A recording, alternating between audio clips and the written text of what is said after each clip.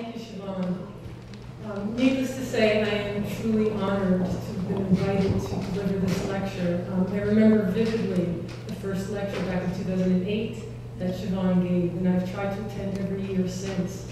And so to follow in those footsteps of true scholars is humbling. I've chosen as my topic for this evening something that is not only extremely important to me as an academic and educator, but also a subject that has come under quite a bit of scrutiny and criticism as of late, and for reasons that I believe are both misguided and potentially detrimental. I'm talking, of course, about the liberal arts and their proper place in higher education. Admittedly, this is a topic that is part of a much larger discussion and requires a close examination of what the proper aim and goal of an education should be, along with consideration of what truly counts as knowledge and wisdom, especially as opposed to mere information, or dare I say, big data. And while I hope to continue to pursue all of these questions as part of a larger research project, for present purposes, what I'd like to do is focus on one specific aspect of this ongoing conversation, something that seems to be rarely discussed whenever the topic of the liberal arts rears its head. That is, their very origin and history. How were the liberal arts established in the first place? What role did they originally play in the curriculum? And what were some of the debates surrounding them even back then? By focusing on questions like these, I hope to elucidate the intrinsic value of the liberal arts, especially in contrast to a more pragmatic approach that usually focuses on their practical benefits. In that respect, my discussion will be somewhat of a departure from the typical defense of the liberal arts that we commonly see, where the emphasis tends to be on their instrumental value, especially when it comes to those all too important critical thinking and communication skills that they enable students to obtain. Skills that no one would dispute are essential for success in every profession. And while I certainly agree with the legions of voices who defend the liberal arts along these lines, I also believe there's something significantly more valuable at their core, something that contributes in a much more profound way to a full and meaningful existence. I would begin by recognizing the fact that throughout the ages there have been countless thinkers who have played a role in the history and development of the disciplines that have come to be known as the liberal arts. Far too many to mention in one presentation. Therefore, my brief examination this evening will focus on the contributions of two individuals in particular. The Roman Stoic philosopher Seneca, a favorite of mine, and of course, apropos the occasion, St. Augustine. Although, unlike Sister Clark, I will need notes.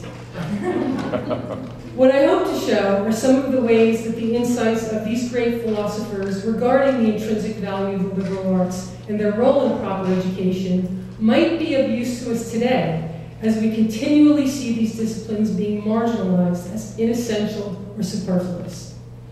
I believe a better understanding of the history behind these disciplines can not only serve to remind us of their more vital nature, but equally important, help us regain for them the place of prominence they once enjoyed.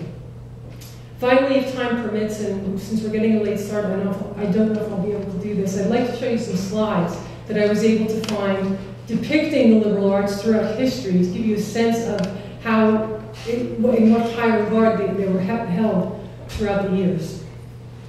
First, the history. When we speak of the liberal arts, or arts liberalis in Latin, we typically refer to the 7 liberal arts which gained prominence in the Middle Ages as the core of a liberal or free education. It was free in the sense that it was intended for free-born citizens, men who were sufficiently free from the cares and troubles of everyday life so as to have the leisure time necessary to devote to these higher pursuits. Admittedly, that would seem to exclude entire groups of individuals and hardly seem egalitarian. But, as we shall see, it is through the creative insights and modifications of individuals like Seneca and Augustine that this notion of liberalis, or free, would become much more inclusive, not to mention more philosophically relevant. While the first formal identification of the disciplines that would comprise the liberal arts did not occur until the 1st century BC in Rome, the spirit behind their intention can be traced back to ancient Greece centuries earlier. One finds in the so-called Golden Age of Athens in the 5th century BC a profound emphasis on education as the means to a fully realized life, a life that was good and happy in the truest sense of the terms. As many of us here know, this is captured quite uniquely by the Greek notion of eudaimonia, for which the English rendering happiness does not begin to do justice. This emphasis on education as requisite for happiness was central to the philosophy of both Plato and Aristotle, and in many respects, it is also embodied in the Greek notion of paideia.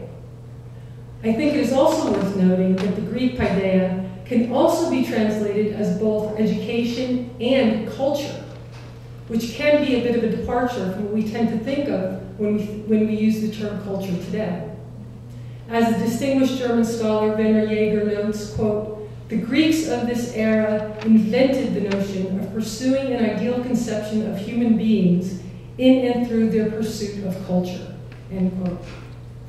Whether one speaks in terms of education or culture, in both cases, the focus should be on the ideal of cultivation, of bringing forth from within what each individual has the capacity for almost naturally.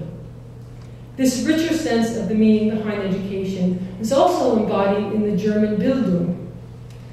Unfortunately, there seems to be no English equivalent that adequately conveys this dual sense of the term. However, it has been pointed out that the Latin educare, from which the English education is derived, does have the original sense of to lead out, or to bring out from within, which is similar in spirit to these other terms. Education, thus understood in terms of culture and cultivation, does seem to capture that emphasis on character formation that was so important to the Greeks. As an aside, I can't help but feel that it is precisely this higher and much more consequential sense of education, namely in terms of character formation, that we stand in danger of losing if we continue to see the primary function and exclusive goal of higher education merely as a training ground for a professional career. I'd also point to the shortcomings of pedagogical approaches that focus on the rote learning of facts and imposing information from without, and speak of education in terms of the transfer of knowledge instead of creation or discovery, but I'll save that for the larger project. This is not to say, of course, that the ancient Greeks didn't also have a concern for the practical. In fact, for many of the time, it was also the function of paideia to impart those skills that were considered essential for active participation in civic life. Things like public oration, defending oneself in court, and even military service. This is often captured in the ideal of the Homeric noble, whom philosopher Peter Chinovsky describes as follows. He must be imbued with the idea that he must excel over all others in military valor, speech, and action, and that he must seek personal glory and renown, end quote.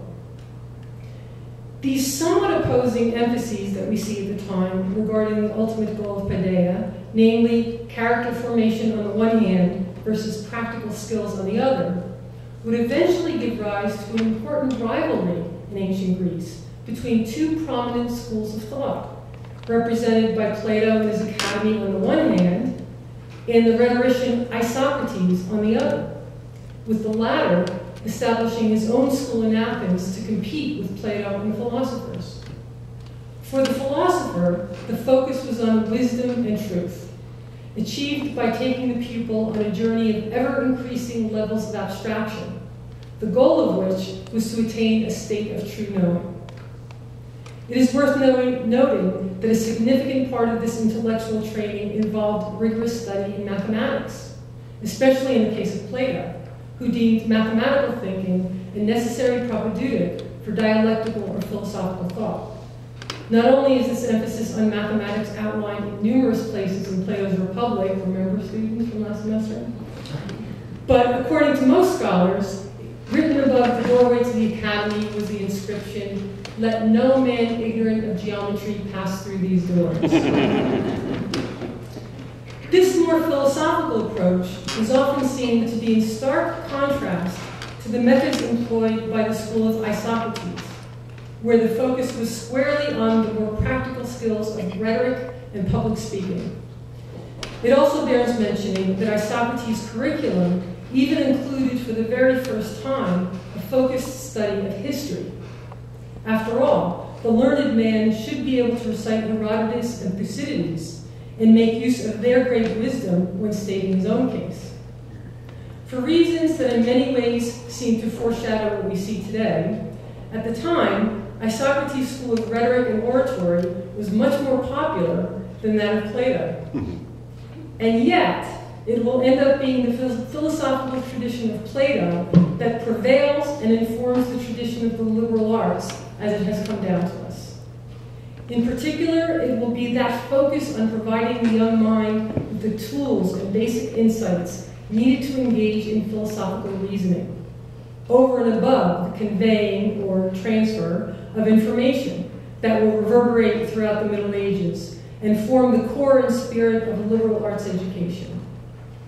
Later on, we shall see how for both Seneca and Augustine, this emphasis will be not on what we learn, but rather how we learn. And in the end, what is most important of all, will be what that learning tells us about ourselves.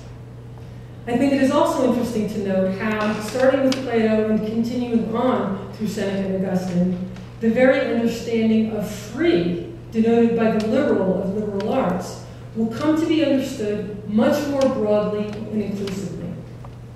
For all of these thinkers, freedom will refer not merely to one's political or socioeconomic status, but much more significantly to one's frame of mind. Freedom denotes freedom to think, especially in a way that is free from biases or constraints. As Seneca himself will go on to describe it, freedom means, quote, makes its pupils free, able to take charge of their own thought and to conduct a critical examination of their society's norms and traditions, end quote. In many respects, this richer notion of free is also captured by the Greek eleutheros that informs much of Plato's work. I shall return to this conception of liberal or free in a few moments. For now, before leaving the ancient Greeks, what I would like to note is that while they didn't identify them as such, these liberal arts, as they will eventually be called, were frequently seen in contrast to what would also later be called the arts mechanicae, practical or mechanical arts, what the Greeks often referred to as crafts, pursued more for their vocational and economic purposes. And it is that distinction that would inform pedagogical theories and practices for centuries to follow.